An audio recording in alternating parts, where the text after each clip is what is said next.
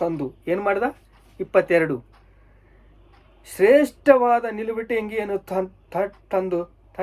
ತಂದು ಇವನಿಗೆ ತೊಡಿಸಿರಿ. ಇವನ ಕೈಗೆ ಉಂಗುರವನ್ನು, ಕಾಲಿಗೆ ಜೋಡು ಮೆಟ್ಟನ್ನು, ಕೊಬ್ಬಿದ ಕರವನ್ನು ತಂದು ಕೊಯ್ಯಿರಿ. ಹಬ್ಬ ಮಾಡ್ರಿ, ಉಲ್ಲಾಸ ಪಡ್ರಿ, ಸಂತೋಷ ಪಡ್ರಿ. ಮಗನು ಸತ್ತವನಾದಿ ತಿರುಗಿ ಬದುಕಿ ಬಂದನು, ಪೋಲಿ ಹೋಗಿದ್ದನು ಸಿಕ್ಕಿದನು ಎಂದು ಹೇಳಿ ಉಲ್ಲಾಸ ಪಡುವುದಕ್ಕೆ ತೊಡಗಿದ. ಹಬ್ಬ ಮಾಡಿಕೊಂಡ್ರು, ಸಂತೋಷ, ವಾಯಿದ್ಯ ಅಲ್ಲ, ಯಾಕೆಂದರೆ ಸತ್ತು ಬದುಕಿದ್ದಾನೆ.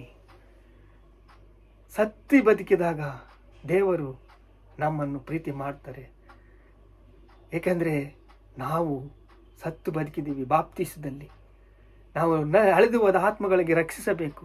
ಕತ್ತಲೆಯಲ್ಲಿರೋರಿಗೆ ಬೆಳಕಿನ ವಾಕ್ಯದಲ್ಲಿ ಅವರಿಗೆ ವಾಕ್ಯದ ನೆರಳಿನಲ್ಲಿ ಅವರನ್ನು ಆಶೀರ್ವದಿಸಬೇಕು.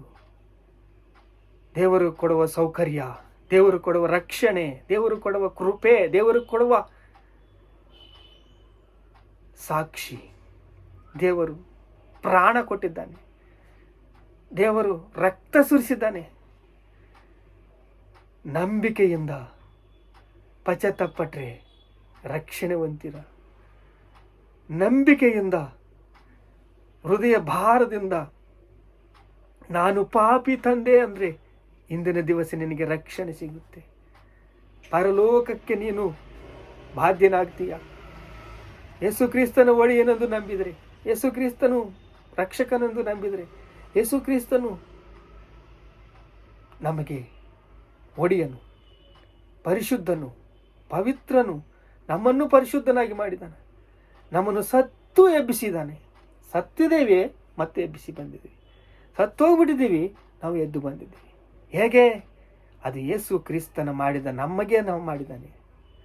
ಸತ್ತವರು ಬದುಕಬೇಕು, ಸತ್ತು ಬದುಕಬೇಕು, ಸಾಯಬೇಕು. ಸತ್ತು ಬದುಕಿದ್ರೆ ನೀವು ಸಣ್ಣ ಕುಮಾರನು ಬುದ್ಧಿ ಬಂದಾಗ ಸತ್ತು ಬದುಕಿದ.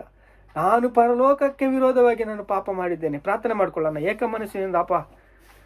ಅಪ್ಪ ಸುವಾರ್ತೆ ಹೇಳುವಾಗ ತಂದೆ, ನನ್ನ ಪಕ್ಷದಲ್ಲಿ ಹೋರಾಡು ತಂದೆ, ಯುದ್ಧ ಮಾಡು ತಂದೆ, ನನ್ನ ಬಲಗೊಳಿಸು ತಂದೆ, ಸ್ಥಿರಗೊಳಿಸು ತಂದೆ, ಸಿದ್ಧಗೊಳಿಸು ತಂದೆ.